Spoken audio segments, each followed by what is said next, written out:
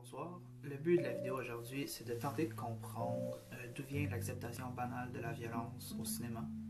Puis on va aborder ce thème sous plusieurs coutures. Premièrement, on va établir qu'est-ce que la violence, ses différentes formes ainsi que quelles théories afin de savoir d'où elle vient. Deuxièmement, on va comparer les sports violents qu'on pouvait retrouver en romantique avec les films violents d'aujourd'hui afin de savoir si les sports de la Rome sont leurs ancêtres.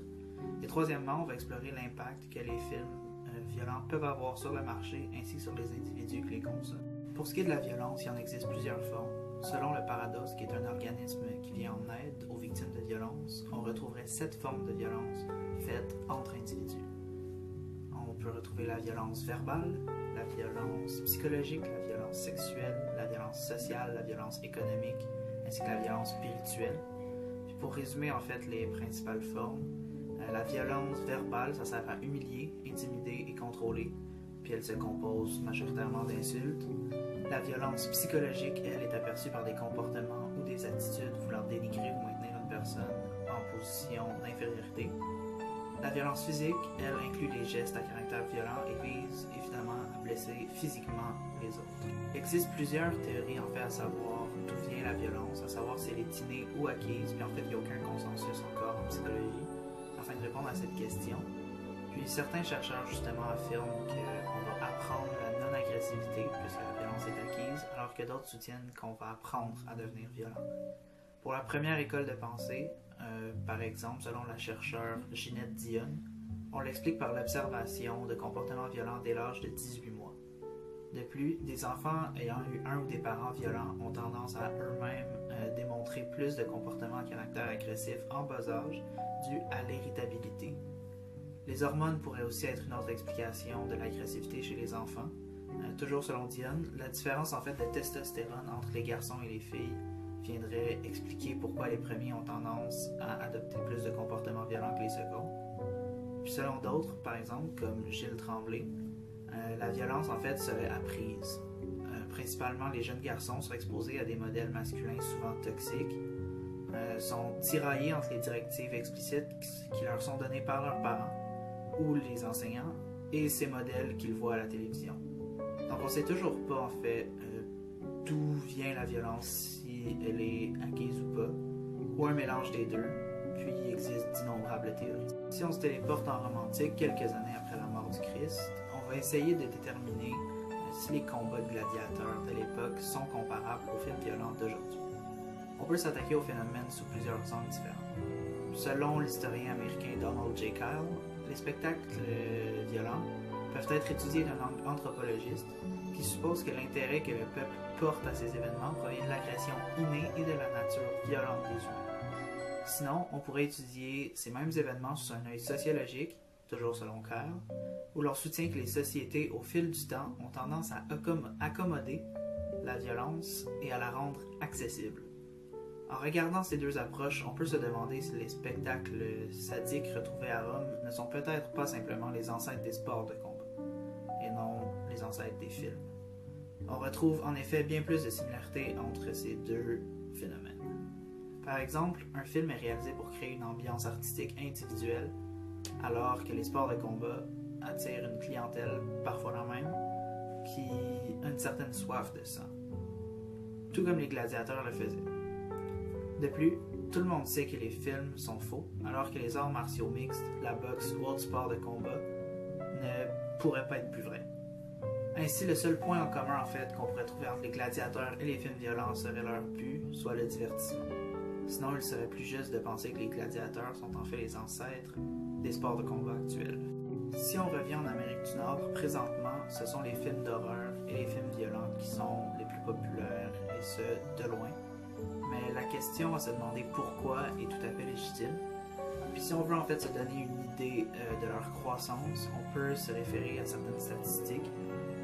Selon une étude réalisée par la revue Pediatrics, une revue américaine, dans 945 films à succès recensés depuis 1950, 17 695 séquences violentes ont été remarquées. De plus, la violence a plus que doublé entre 1950 et 2012 au cinéma.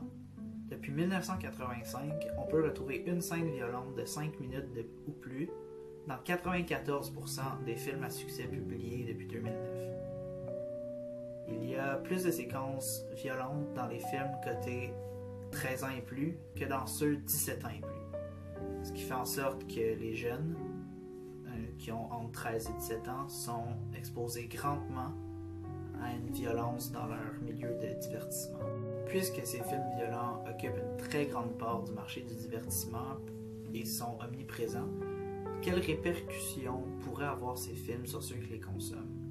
Il y a un chercheur, Laurent Bègue, chercheur français, qui s'est penché sur la question, puis pour lui, la violence est aussi présente puisqu'elle présente une image très saillante dans l'imaginaire de ceux qui la consomment. Puisque notre société ne nous laisse pas exprimer notre violence librement, au profit de tous, celle-ci peut devenir presque un fantasme chez certains individus et les films à caractère violent peuvent venir pallier à leur désir de violence. La recherche de stimulation peut aussi être une raison de consommer des œuvres violentes, puisque les scènes d'horreur glacent littéralement le sang, car ces scènes augmentent les agents coagulants dans notre sang. Puis, en fait, lorsqu'il y a une augmentation de ces agents coagulants, il y a une sensation de froid dans les vaisseaux sanguins. De plus, les scènes violentes ont cette capacité à nous faire ressentir un réel sentiment de danger, ce qui a comme pouvoir de stimuler notre système nerveux sympathique qui, lui, en situation de stress, ordonne à nos glandes surrénales de sécréter de l'adrénaline. Cette hormone, à laquelle nous sommes tous familiers, accélère le rythme cardiaque et la fréquence respiratoire, donnant un sentiment de réel danger à celui qui consomme le film.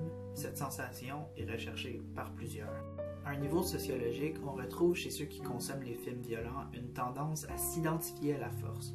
Principalement chez les jeunes garçons, on retrouve chez eux une tendance à s'identifier aux héros de leurs films ou de leurs jeux vidéo dans les rôles guerriers, et cela leur permet de s'identifier à des modèles de courage et de force. À défaut d'être absolument une mauvaise chose, ces modèles représentent souvent un idéal plutôt toxique de la masculinité, surtout à une époque comme la nôtre, où la sensibilité ou l'ouverture sont prônées. Évidemment, ce ne sont que des enfants, mais si l'identification de tels modèles se fait dès le début de leur éducation, ces jeunes garçons pourraient garder une fausse image de la violence dans notre société et développer des comportements violents lors de leur évolution personnelle. Pour déterminer pourquoi nous retrouvons autant de films violents sur le marché, il existe une théorie se nommant le Reflective Model. Celle-ci stipule qu'une scène artistique d'une société donnée reflète les individus s'y trouvant. En effet, il semble que l'Amérique du Nord, principalement les États-Unis, où la majorité des films sont produits, ait connu une hausse de crimes à caractère violent depuis les années 1950. Le nombre de films étant réalisés et comprenant les scènes de violence ne fait qu'augmenter à chaque année depuis. Il serait quand même extrapolé de dire que la hausse des crimes provient de la hausse des films violents, puisqu'aucune preuve ne peut être faite confirmant cette hypothèse. Cependant, le contraire pourrait être proposé. Ayant un fort taux de criminalité aux États-Unis, il ne serait pas surprenant que les studios de films et les réalisateurs veuillent produire de tels films, puisque forcément la population démontre un intérêt envers la violence. En conclusion, les films violents sont là pour rester, malgré les effets négatifs qu'ils peuvent avoir sur les plus jeunes, puisque ce sont les films les plus lucratifs et ceux qui les réalisent ne voudront nécessairement pas arrêter. J'espère que j'aurai répondu à quelques questionnements que vous pouviez avoir quant à la violence dans notre société du divertissement, et à la prochaine.